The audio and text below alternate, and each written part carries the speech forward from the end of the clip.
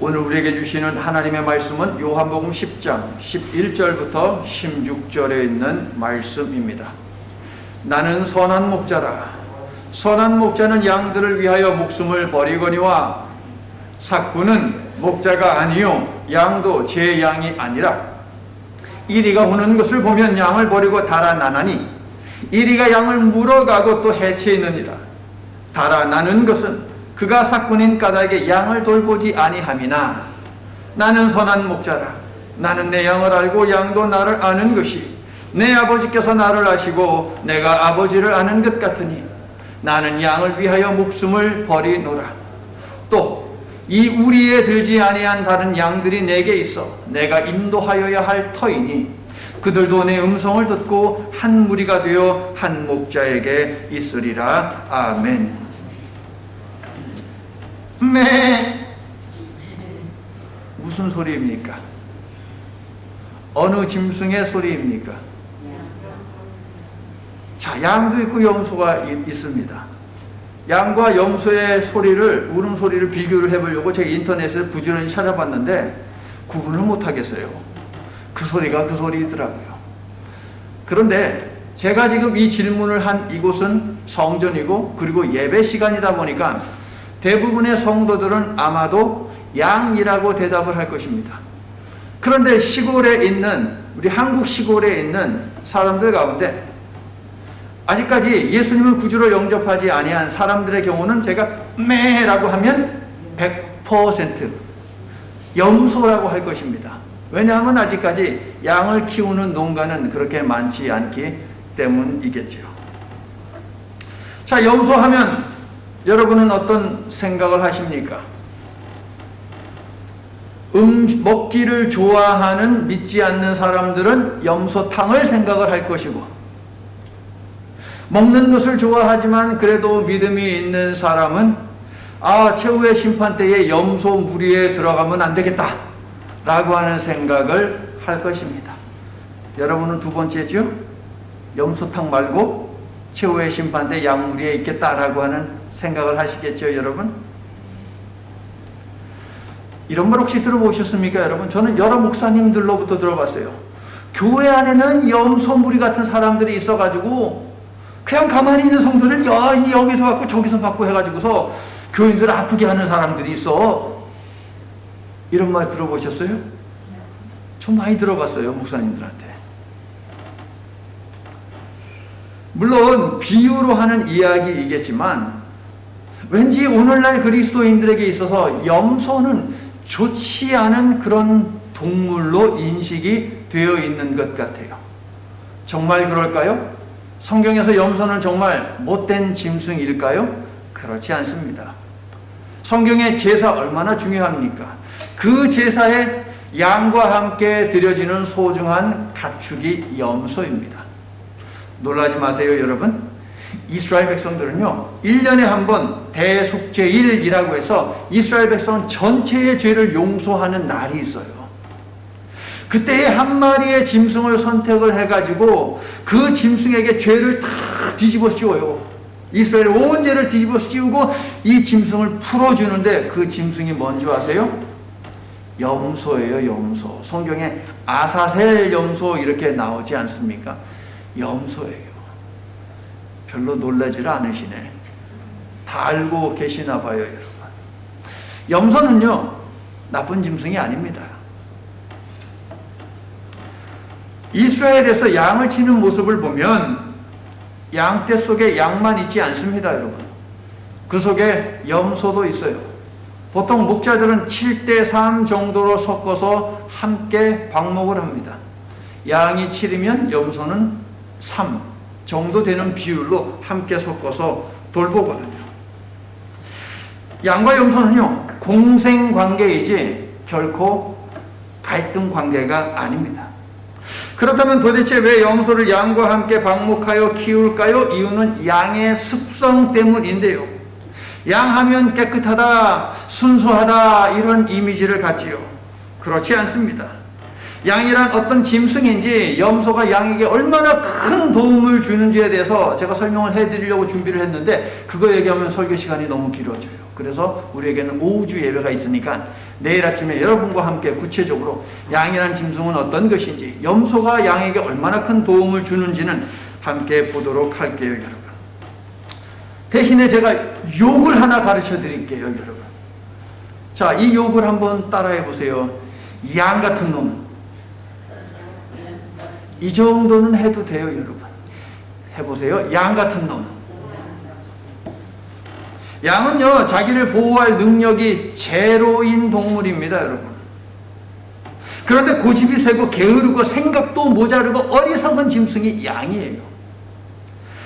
그래서 고대 근동, 이 중동 지방의 사람들, 지금도 중동 지방의 사람들이 욕할 때 하는 말이 이 양 같은 놈이에요, 여러분. 어리석은 양의 습성 때문에 남녀노소 구분 없이 양 같다라고 하면 큰 욕인데, 양은 그러므로 그 어떤 짐승보다도 선한 목자가 더더욱이 필요한 짐승이라고 할 수 있겠죠. 중동 지역 출신의 한 선지자가 이 욕을 했습니다.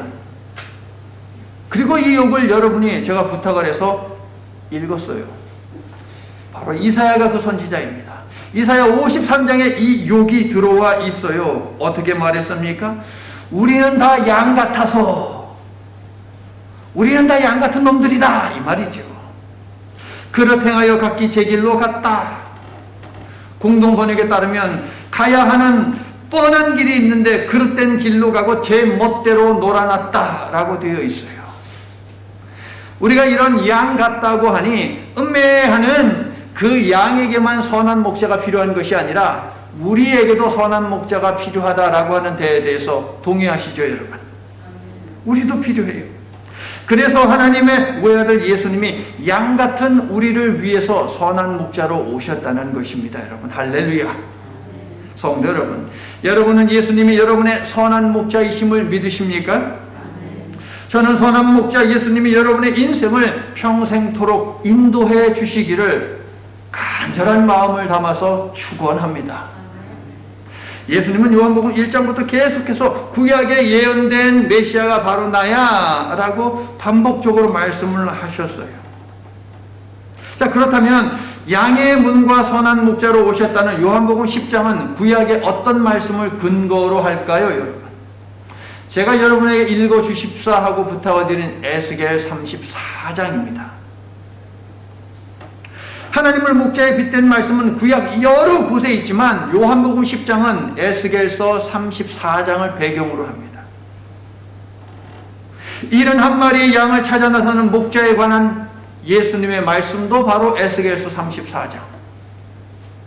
양과 염소 무리로 나눈다라고 하는 말씀도 에스겔서 34장에서 나온 말씀이죠. 에스겔 34장은 사꾼 목자들에 의해 하나님의 양들이 무참히 희생되자 하나님께서 친히 목자가 되시어 나의 양들을 돌보겠다 라고 하시는 말씀, 그 내용이 골자입니다. 특히 23절부터 24절은 메시아에 관한 예언이지요. 에스겔 34장 23, 24. 내가 한 목자를 그들 위에 세워 먹이게 하리니 그는 내 종 다윗이라. 그가 그들을 먹이고 그들의 목자가 될지라. 나 여호와는 그들의 하나님이 되고 내 종 다윗은 그들 중에 왕이 되리라. 예수께서는요, 에스겔의 예언대로 양의 털과 가죽과 고기만을 탐내어 양들을 늘 희생시키는 사꾼 목자들의 각종 폭력으로부터 양들을 구원하기 위해서 선한 목자로 오셨다는 것입니다. 유대인들에게는 수전절이라고 하는 명절이 있죠. 우리에게 무슨 설날이 있고 국군의 날이 있고 3.1절이 있고 그렇듯이 그들에게 수전절이라고 하는 날이 있어요. 광복절하고 비슷하다라고 이야기할 수도 있겠고요. 3.1절하고 비슷하다라고 얘기할 수 있을 것도 같아요. 그런데 이 수전절이라고 하는 명절에 유대인들은 무슨 생각을 하며 보내느냐? 우리에게 강력한 목자가 있으면 좋겠다 라는 생각을 하면서 일주일의 시간을 보냅니다, 여러분. 요한복음 10장에서 예수님은 이 수전절을 배경으로 해서 너희들이 기다리는 하나님이 약속하신 보내신 목자가 바로 나야 라고 말씀을 하고 계시는 것이죠. 그러나 그들이 기대하는 목자는 어떤 목자입니까?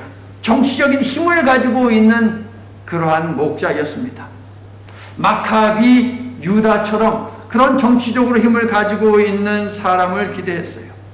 그래서 정치적으로 이스라엘을 해방시킬 그런 목자를 그들은 기대했어요. 그런데 예수님은 그 일을 위해서 오신 분이 아니시죠. 오히려 정치적 힘을 가진 유대인들과 로마인들에 의해서 죽임당하기 위해서 이 땅에 오신 선한 목자라는 것이에요. 잠시 후에 보겠지만 그래서 유대 종교 지도자들이 예수님을 죽이려 했던 것이에요. 자기들이 원하는 정치적인 메시아, 정치적인 목자, 이 모습을 예수님은 취하지 않으세요. 왜? 하나님께서 보내신 목적이 그것이 아니기 때문에. 지난 종료주일 3월 마지막 주일이죠. 양의 문이 되신 선한 목자라는 제목으로 8절부터 10절에 있는 예수께서 축복하신 세 가지 축복을 우리가 배웠습니다. 그런데 이어지는 11절부터 16절 오늘 본문 말씀이죠. 이 말씀은 선한 목자의 특징을 네 가지로 요약을 하고 있습니다. 선한 목자의 특징 첫 번째, 선한 목자는 11절 양들을 위해 뭐 한다고요? 자기 목숨을 버린다. 당시 양 주인에게 고용되어서 일하는 사꾼 목자들이죠. 사꾼 목자는 뭐냐면 get paid, 돈을 받는 거예요. 돈을 받고 일하는 목자가 사꾼 목자이거든요. 근데 그 괜한 인식이 사꾼 목자 하면은 악한 목자 이렇게 이꼴이 되잖아요. 그것이 아니고 돈을 받고 양을 대신해서 돌보는 목자, 그게 사꾼 목자예요, 여러분. 그런데 사꾼 목자들은요 1년간 주인의 양을 돌봅니다. 양을 돌보면 그 양들이 새끼를 낳을 것 아니에요. 암컷들이 새끼를 낳으면 그것들 중에서 10분의 1을 자기가 가져가요. 그것이 그들의 삭시였습니다. 그런데 이들은 삭스를 위해서 일을 하기 때문에 양을 위해서 양이 위험에 처했을 때 자신의 생명을 걸지 않습니다. 아, 이거 한 마리 덜 갖고 말지 라고 이렇게 생각하지 자기 목숨을 내놓지 않습니다. 들판에서 양과 염소를 7대3으로 친다고 그랬어요. 그죠? 돌본다고. 치던 목자들은 밤이 되면 어떻게 하느냐? 늘 그들이 가는 곳이기 때문에 동굴들을 알아둡니다. 그래서 그 동굴을 하나의 울타리로 이제 여기는 것이죠. 밤이 되면 먼저 염소들을 집어넣습니다. 왜냐하면 염소라는 동물은 추위를 잘 타요. 그래서 염소를 먼저 집어넣어요. 그 다음에 입구 근처에다가 양무리를 모아놓는데 이유는 뭐냐면 양무리는 더위에 또 약해요. 양은 털이 많잖아요. 그렇기 때문에 염소는 안쪽에 그리고 양은 바깥쪽에 이렇게 두는 것이죠. 동굴이다 보니까 입구가 하나입니다. 그러므로 내가 양의 문이다 라고 하신 예수님의 말씀은 뭐예요? 그 입구를 갖다가 자신의 온몸으로 막겠다라고 하는 그런 의미가 되겠죠. 예수님은 선한 목자가 되시어 자신의 몸으로 입구를 막아 악한 짐승들이나 도적들이 들어오지 못하게 하고 세상에 미혹되어 울타리에서 나가려는 양들로 하여금 나가지 못하겠다라고 말씀하시기 위해서 내가 양의 문이다 라고 말씀을 하신 것이에요. 그런데요, 자신의 생명을 걸고 양의 생명을 지키고자 하신 선한 목자 예수님을 밟고 지나가는 양들이 있었다는 것이에요. 어리석지요. 목자 행세를 해온 바리새인과 대제사장 등 유대 종교 지도자들이 바로 그들입니다. 제가 1954라고 부탁드린 요한복음 11장 47절에 있는 그들이 바로 사꾼 목자들이에요, 여러분. 그들은 양들을 멸망으로 끌고 가고 있는데 어리석은 양들은 그것을 모르고 따라가고 있어요. 그런데 예수님은 이런 자들도 품기 위해, 이런 자들도 살리기 위해 자신의 목숨을 버렸다 하는 것이죠. 그러므로 우리 예수님의 사랑이 얼마나 큰지 생각을 해보십시오. 우리는 나를 미워하고 나를 싫어하는 사람을 품지 못합니다. 그냥 나도 똑같이 미워하지 않으면 그 정도면 잘하는 거예요, 우리의 기준에서는. 그런데 우리 예수님은 자기를 짓밟고 지나가는 그런 자들도 품기 위해서 이 땅에 선한 목자로 오셨다는 것, 얼마나 사랑이 크신 분이십니까? 저는 여러분이 선한 목자를 닮은 선한 양들이 되어서 영혼을 구하는 일, 생명을 살리는 일을 위해 선한 목자와 함께 삶을 그렇게 살아가시기를 예수님의 이름으로 간절히 축원합니다. 두 번째로 선한 목자는요, 13절 양을 돌봅니다. 양을 뭐 한다고요? 돌봐요. 사꾼 목자는요, 양을 관리하죠. 사꾼 목자는 양을 관리하지만 선한 목자는 양을 돌보는 사람입니다. 질문, 여러분의 자녀가 어렸을 때 여러분은 여러분의 자녀를 관리했습니까? 돌봤습니까? 솔직하게 여러분이 여러분의 자녀를 돌봤다면 그러면 여러분은 부모예요. 근데 여러분의 자녀를 관리만 했다면 그냥 베이비시터죠. 아니면 유치원의 선생. 이 정도 되겠지요. 유대 종교 지도자들과 같은 사꾼 목자들은 관리인이기 때문에 에이 차라리 돈을 좀 적게 받고 말지, 그냥 양 몇 마리 내가 덜 받고 말아 라고 생각을 하지 결코 자신의 목숨을 양을 위해서 내던지지 않습니다. 그러나 선한 목자는요, 자신의 양이기 때문에 한 마리의 잃은 양까지 찾기 위해서 험한 길도 마다하지 않는 희생을 감수하지요. 그렇게 끝까지 돌보는 목자가 바로 선한 목자, 참 목자라는 것입니다. 성도 여러분, 이러한 선한 목자 대신 예수님의 품을 떠남으로 스스로를 위험에 빠뜨리지 마시기를 바랍니다. 그것은 어리석은 양인 것이에요, 여러분. 품에서 떠날까 말까, 떠날까 말까, 이런 것도 하지 마세요, 여러분. 탕자의 비유를 우리는 알고 있잖아요. 아는데도 탕자가 되어서야 되겠습니까, 여러분? 세 번째, 선한 목자는 자신의 양을 안다라고 되어 있어요. 안다는 것은 인식의 차원에서 안다는 것을 의미하지 않지요. 속속들이 인격적으로 다 안다는 것이에요. 자, 15절을 보세요. 아버지께서 나를 아시고 내가 아버지를 아는 것 같으니 라고 적혀 있습니다. 예수님은요, 아버지와 아들의 관계처럼 생명적 관계로, 인격적 관계로 양과의 관계를 맺는다는 것이에요. 예수님이 아버지와 생명의 관계를 맺고 있듯이 예수님도 양과 생명의 관계를 맺고 있다라고 하는 것, 그게 바로 안다는 것의 의미예요. 선한 목자 대신 예수님은 아들로서 아버지의 뜻을 이루어 드리기 위해서 자신의 목숨을 버리셨지요. 그렇게 양을 안다고 아버지와 아들이 서로를 사랑하며 서로를 위해서 목숨을 버리듯이 자신도 양과 그런 관계 속에서 사랑하며 돌보시겠다라고 15절에서 말씀을 하고 계시는 것입니다. 저와 여러분이 이처럼 위대한 어마어마한 사랑을 받고 있는 것이에요. 여러분은 예수께서 자신의 생명보다 더 사랑하시는 예수님의 양이라는 것입니다. 믿으시면 아멘 합시다. 아멘. 끝으로 네 번째, 16절을 보세요. 선한 목자는 자신의 우리에 들지 않은 양들도 인도한다는 거예요. 내 양이 아니라고 해서 나 몰라라 하지 않아요. 그 양들 역시 품어서 목숨을 다해 돌보며 인격적인 관계, 생명의 관계를 맺겠다라고 하시는 것이 16절의 말씀이지요. 우리에 들지 않는 양은 어떤 양입니까? 우리 안에 있는 양을 이스라엘이라고 한다면 우리 밖에 있는 양은 이방인이라고 할 수 있겠죠. 우리 안에 있는 양들은 복음에 믿음이 있는 사람이라고 한다면 우리 밖에 있는 사람들은 믿음이 없는 사람이라고 말할 수 있겠습니다. 기독교인, 비기독교인. 선한 목자 대신 예수님은 멸망으로 인도하는 수많은 죄악이 도사리는 세상에서 모든 인류를 구원하고 돌보기를 원하신다고 말씀을 하고 계십니다. 에스겔도 그렇게 이야기했습니다. 목자 대신 하나님께서 양과 양 사이에서, 염소와 염소 사이에서 심판하신다라고 34장 17절에서 이야기했어요. 여러분, 이 말씀에 주의를 기울여야 됩니다. 양과 양 사이에서 심판한다는 건 뭡니까? 양무리들 중에도 심판받을 자들이 있다는 것이죠. 염소와 염소 사이에서 심판하신다는 건 뭡니까? 염소 무리 중에서도 구원받을 사람들이 있다는 것이에요. 그러니까 우리가 생각할 때 저 사람은 교회도 안 다니고 예배도 안 드리고 그럼에도 불구하고 그들 중에는 구원받을 사람들이 있다는 것이죠. 우리가 판단할 수 없는 것이죠. 구원은 왜 우리가 뭐라고 저 사람은 구원받는다 못 받는다 그렇게 구분을 할 수 있단 말입니까? 성도 여러분, 예수님을 포기하는 인생들은 많지만 예수님이 포기하는 인생들은 단 하나도 없다는 것입니다. 아멘. 저는 여러분이 그 어떤 이유에서도 참 목자 되신 예수님을 놓지 말고 신앙의 경주를 잘 마쳐서 부활과 영생의 면류관을 모두 다 받아 쓸 수 있기를 예수님의 이름으로 간절히 축원하는 바입니다. 성도 여러분, 에스겔이 예언했듯이 메시아 예수님은 생명을 살리려고 선한 목자로 우리에게 오셨습니다. 이러한 예수님의 열정에 반응해야 하는 사람이 누구입니까? 돌을 옮겨라! 누가 해야 된다고 배웠어요?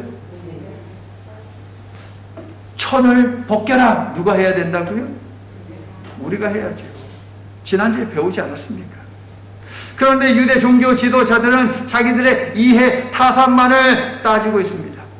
생명의 문으로 오라고 부르시는 예수님을 거부하고 시비를 걸더니 결국에는 죽이려고까지 덤빕니다.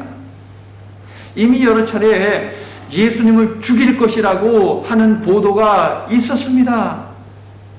제가 읽어오시라고 부탁드린 11장 47절부터 57절에도 보니까 유대 종교 지도자들이 예수님을 죽이려고 했다는 보도가 있죠.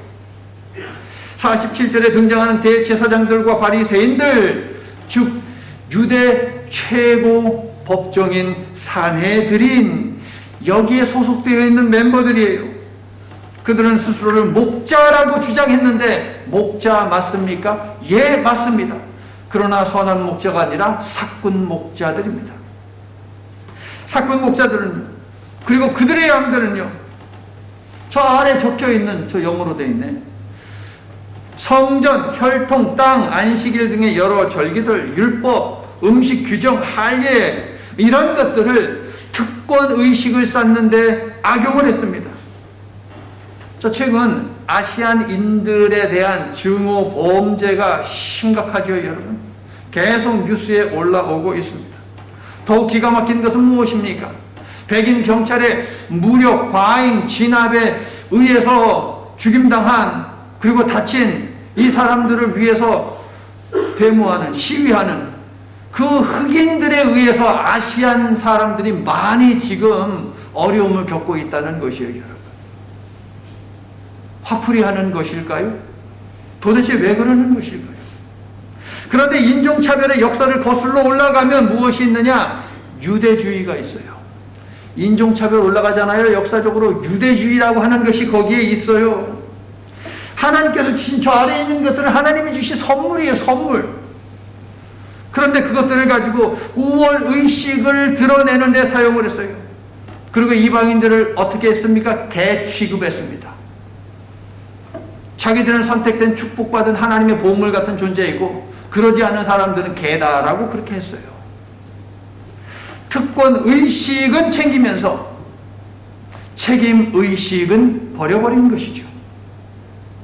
유대인으로 태어나 할례를 받고 약속의 땅에 살고 성전을 찾아 안식일 등의 절기를 지키고 음식도 구분해서 먹으면 그것이 바로 율법을 지키는 것이기 때문에 뭘 해도 구원받은 백성의 이 자격은 훼손되지 않는다라고 그들은 믿었습니다. 착각이죠. 믿음으로 구원받는 칭의의 특권에는 거기에 합당한 성화의 책임이 있는데 유대인들은 율법을, 오늘날 구원파는 믿음을 일종의 부적으로 사용을 하고 있다는 거예요. 당신이 구원받은 그 증거가 뭡니까? 나에게 율법이 있어. 나 유대인이야. 나 이스라엘 땅에 살잖아. 예루살렘에 가서 예배 드린다니까. 난 믿어. 단지 그 말 가지고 된다는 것이 아니죠. 그렇게 말만 한다면, 삶에서 믿음이 보이지 않는다면, 삶에서 율법이 일으켜지지 않는다면, 그러면 그것은 부적이에요, 부적. 여러분에게 그런 부적들이 혹시라도 있다면 다 불러 태워버리세요, 여러분. 성령이 불러 태워 없애야 됩니다, 여러분. 칭의와 성화는 언제나 같이 가는 것이에요. 태어나면서부터 시각장애를 가진 청년의 눈을 열어보게 하시자 예수님은 하나님에게서 온 분이다, 아니다 라고 하며 설왕설래 사람들 사이에서 말이 참 많았습니다. 그런데 지금 어떤 사건이 벌어져서 죽은 자가 살아났잖아요, 여러분. 눈이 먼 사람 눈 떴을 때도 이렇게 사람들 사이에서 말이 많았는데 죽은 자가 살아났어요. 얼마나 많은 말들이 있었겠습니까, 여러분. 11장 45절. 예수께서 하신 일을 본 많은 유대인이 그를 믿었다. 42절에서 예수님은 나사로를 살리기에 앞서서 기도하시지요. 기도하신 목적이 뭐예요? 저희로 믿게 하기 위해서라고 했는데 그 기도가 성취되었어요. 이것을 본 많은 사람들이 그를 믿었다, 예수를 믿었다라고 이야기하지 않습니까? 그런데 죽은 자를 살리신 예수님의 표적에 관해 유대 종교와 정치의 심장부인 산헤드린, 오늘날로 말하면 검찰이고 경찰이고 국회의사당이에요, 여러분. 굉장한 모든 힘을 다 가지고 있어요, 산헤드린은. 그 산헤드린에 고발을 한 사람들도 있네요. 이들 고발자들과 고발을 접수한 자들 모두 죽은 자가 살아난 표적을 보고 들었으면서도 예수님이 누구인지, 예수님이 과연 그들이 기다리는 성경에 약속된 메시아인지 관심하지 않습니다. 하나님의 일에는 일도 관심이 없어요. 그러면서도 하나님의 말씀을 하죠. 오직 자기들의 이해 득실에 미칠 영향에만 민감하게 반응하고 있습니다. 이들은 틀림없이 사꾼 목자입니다. 고발자들에게서 죽은 자가 살아났다는 말을 들은 유대 종교 지도자들 사이에서 난리가 났습니다. 메시아가 오셔서 기뻐서 난리가 난 것이 아니지요. 자기들의 기득권이 위협을 당하고 위치가 흔들릴 수 있다는 위기감을 느껴서 긴장해서 난리가 났어요. 만일 예수를 이대로 그냥 둔다면 우리의 자리가 위태롭겠는데, 모든 사람들이, 더 많은 사람들이 예수를 믿고 그를 추종할 것이야. 그럼 어떡하지? 이들 종교 지도자들에게 메시아 신앙이 있었을까요? 이들은 정말 메시아를 기다렸을까요? 만약에 그랬다면 단지 겉껍데기죠. 허울뿐, 말로만 그랬던 것이겠지요. 하나님은 인류를 위해 필요한 메시아를 보내셨는데 그들은 자기들 입맛에 맞는, 자기들이 원하는 메시아를 요구하고 있다는 것이에요. 하나님도 우리에게 필요한 것들을 주시는데 우리는 하나님께 자꾸 뭘 요구합니까? 우리가 원하는 걸 요구하잖아요. 제 말이 맞습니까? 틀립니까?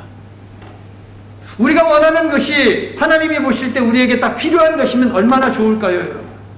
그러므로 여러분 가정에서 혹은 성전에서, 차에서, 어디서 기도를 하시든지 간에 이게 정말 하나님께서 나에게 주셔야만 하는, 정말 나에게 필요한 것인지, 아니면 그냥 내가 달라고 원하는, 내가 원하는 것인지 살펴보아야 하겠습니다.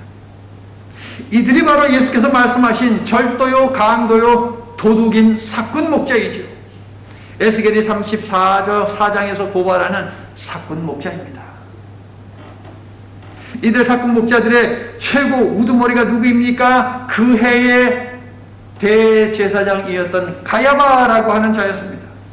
48절 후반부 뭐라고 가야바가 이야기합니까? 로마인들이 와서 우리 땅과 우리 민족을 빼앗아 가리라. 마카비 혁명 이후에 유대 땅에서, 팔레스틴에서 크고 작은 봉기들이 있었어요. 로마에 저항하는 그런 운동들이, 싸움들이 있었습니다. 그런데 전부 다 실패했죠.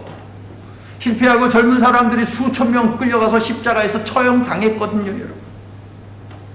정의를 외치며 사람들이 들고 일어날 때마다 바리새인들은 염려했습니다. 그러나 그들의 염려는 무엇입니까? 로마를 긴장하게 하여서 자기 민족이 위태로워지고 자기 동족들이 죽임당할 것을 염려한 것이 아니지요. 로마에 협조를 해서 그나마 알량한 권력을 좀 얻었는데 이것이 사라질까봐, 권력을 박탈당할까봐 노심초사하고 전전긍긍했던 것이지요, 여러분. 아이고 하나님, 내가 가지고 있는 이런 것들 놓기 싫습니다. 전전긍긍하고 있는 것이 있지는 않은지 생각을 해보세요, 여러분. 하나님은 아니라고 하는데 나는 맞다고 하면서 움켜진 손을 꼭 잡고 있어가지고 하나님이 여기에다가 더 좋은 거, 우리가 필요한 거 주시려고 하는데 꼭 붙들고 있는 것이 있지는 않은 거 살펴보시라고요. 사꾼 목자인 유대 지도자들은 로마를 버팀목으로 하찮은 이익과 알량한 권력을 얻었고, 긴 옷자락을 날리면서 홍원하는 거룩한 사람이, 옷이 길면, 옷자락이 길면 그게 거룩한 것입니까, 여러분?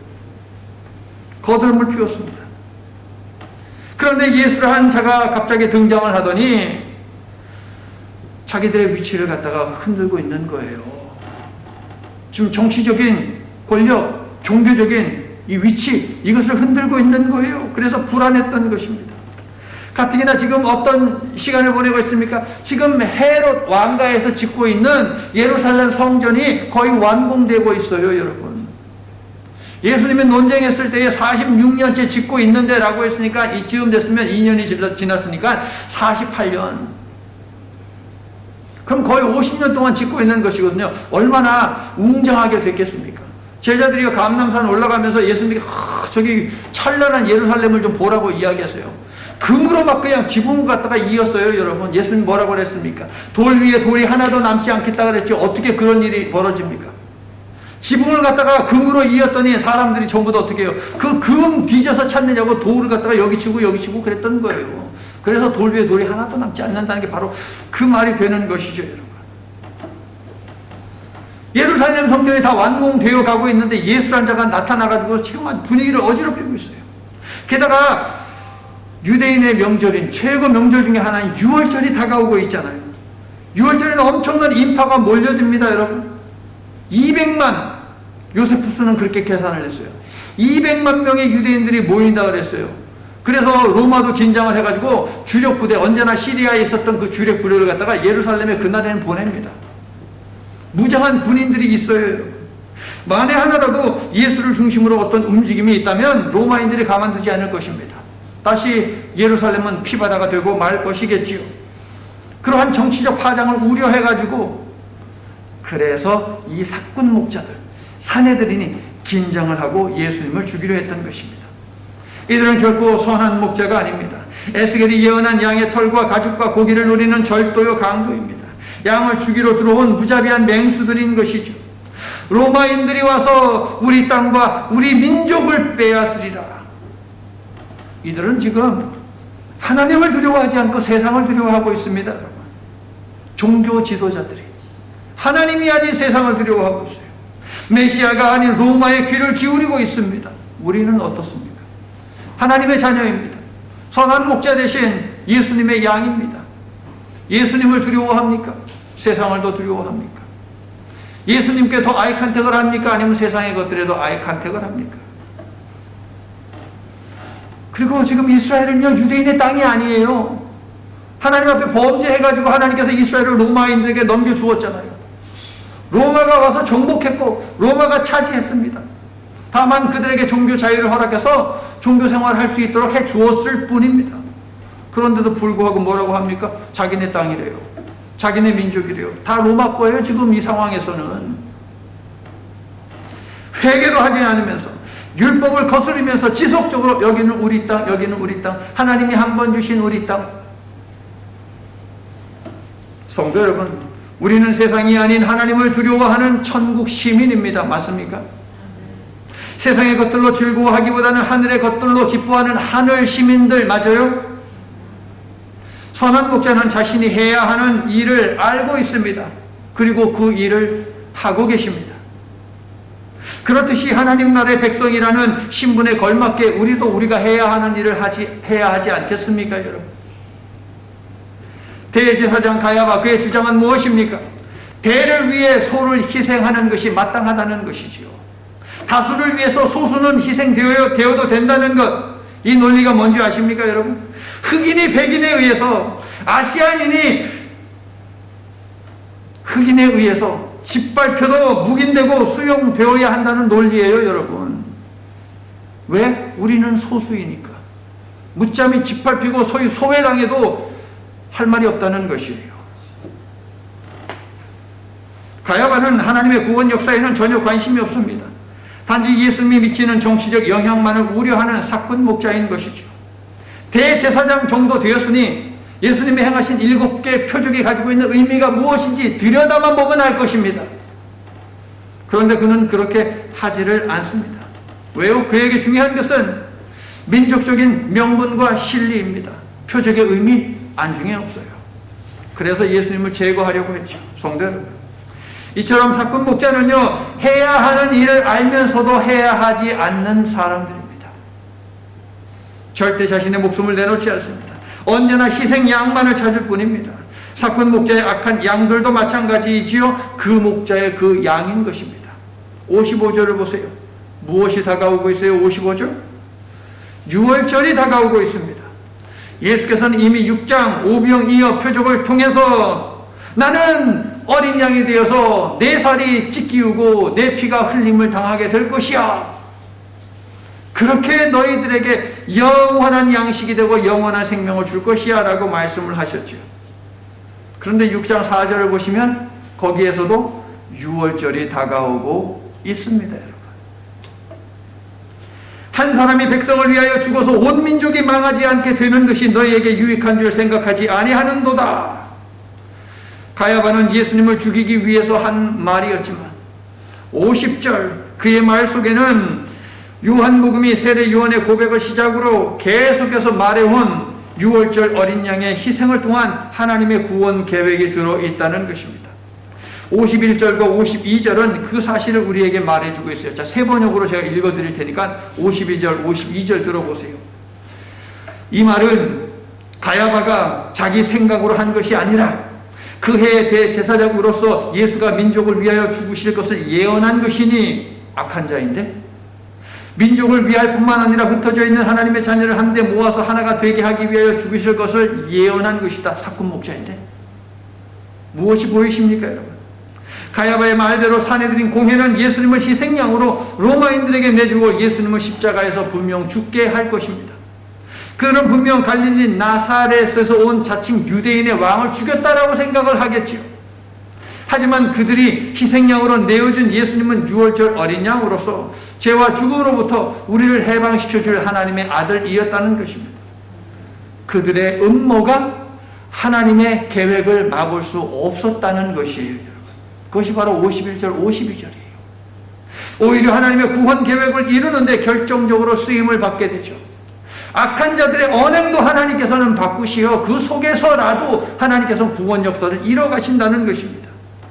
하나님과 예수님은 어떤 상황 속에서도 해야 하는 일을 하시는 우리의 선한 목자이시기 때문입니다. 할렐루야. 성도 여러분, 여러분을 향한 하나님의 구속의 드라마 역시 조금 더 어긋남이 없음을 믿으시기를 예수님의 이름으로 축원합니다. 선한 목자 되시는 하나님은 여러분을 위해 해야 하는 일을 멈추신 적인 단 1초도 없어요, 여러분. 그러므로 선한 목자의 선한 양답게 여러분도 마땅히 해야 하는 일을 해야 하지 않겠습니까? 유대 종교 지도자들은 예수님을 죽일 모의를 했지만 하나님은 그것을 통해 우리를 살리실 모략을 세우십니다. 대제사장은 예수 한 사람의 죽음으로 온 민족이 안전하기를 바랬지만 예수님의 죽음은 유대뿐 아니라 우리 밖에 있는 양들까지 온 인류의 구원을 가져오는 죽음이라는 것입니다, 여러분. 악인들의 계략마저도 하나님의 선한 목적을 위해서 사용하시는 우리 하나님 멋지지 않습니까, 여러분? 제가 수도 없이 여러분께 말씀드렸듯이 성경은 하나님의 구원 약속은 그 어떤 것으로도 그 누구도 파기할 수 없기 때문에 하나님의 구원 역사는 결코 끝나지 않았다라고 하는 이 하나님의 구원 역사를 증언하는 책이에요, 여러분. 하나님의 구원 역사는 결코 끝나지 않았다. 왜? 하나님의 구원 약속, 그 언약은 그 어떤 것으로도 파기될 수 없기 때문에.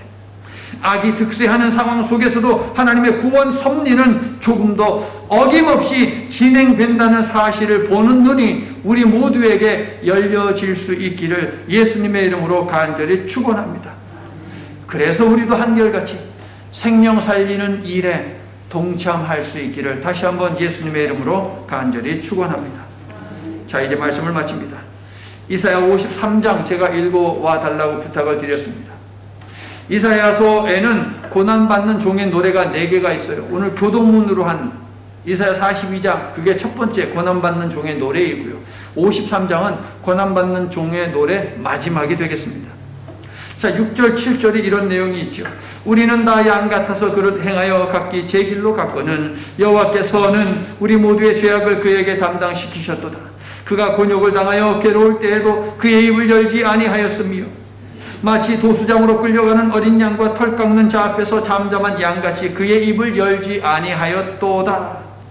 하나님은 그릇 행하여 각기 제 길로 간 우리 모두를 구원하도록 예수님을 보내셨고요. 우리 모두의 죄악을 예수님께 담당시키셨습니다. 그런데 아무 흠이 없는 예수님은 억울하고 부당한 고난과 죽음임에도 불구하고 잠잠하셨어요. 양같이. 양이라는 짐승은요, 죽을 때가 되면 그것을 알고 온순해진다고 합니다. 몸부림을 치는 것이 아니고요. 그냥 얌전해진대요. 바로 그러한 양에 빗댄 것이죠. 이사야 예언처럼 우리의 죄값을 대신 치르시고 멸시받고 버림받고 질고를 지고 슬픔을 당하고 징벌과 징계를 받으시지만 부당한 고난과 죽음 앞에서도 항변하지 아니하시고 온전한 속죄의 제물이 되셨다. 누가요? 예수님이. 왜요? 선한 목자가 해야 하는 일이었기 때문에. 자, 이제 대망의 11장을 정리를 합니다. 예수께서 죽은 나사로를 살리신 사건의 참 의미는 무엇이냐? 첫째, 한 사람 나사로를 살린 데 있지 않고요, 온 백성을 살리실 것임을 알리는 사건이 바로 나사로를 살리신 사건입니다. 두 번째, 우리 밖에 있는 양들을 포함한 온 인류를 구원하기 위해서 한 사람 예수님이 6월절 어린 양이 되어 대속의 죽음을 당할 것이다 라는 것을 예표하는 사건입니다. 나사로가 죽고 살아난 것은 나사로 한 사람에게 생명을 주는 사건이지만 예수님의 죽음과 부활은요, 모든 믿는 자를 위한 사건인 것이지요. 선한 목자, 참 목자 되신 예수님이 우리에게 부활과 영생을 주시기 위해서 십자가에서 죽으셨고 부활하셨음을 믿으시죠, 여러분? 이 일을 위해 오셨기 때문에 그렇게 하신 것이에요. 저와 여러분도 참 목자 되시는 예수님을 닮아 부활과 영생의 복음을 전하는 일을 위해 고난도 감수하는 그러한 신앙의 백성들이 될 수 있기를 예수님의 이름으로 간절히 축원합니다. 기도합니다. 방초 동산 좋은 곳으로 인도하시는 주 하나님, 주께서 인도하는 곳이라면 험한 산과 거친 골짜기라도 기쁨으로 주와 함께 동행하는 저희들이 되게 해 주시옵소서. 다만 기도하옵는 것은 우리의 눈을 열어주시어 목자 되시는 예수님이 항상 저희 곁에 계시고 또 돌보고 계심을 볼 수 있게 하여 주시옵소서. 그래서 부활과 영생의 길을 걸으며 불안해하지 않고 두려워하지 않으며 목자 되신 예수님을 잘 따르는 선한 양들이 되도록 주님 도와주시옵소서. 예수님 이름으로 기도드립니다. 아멘.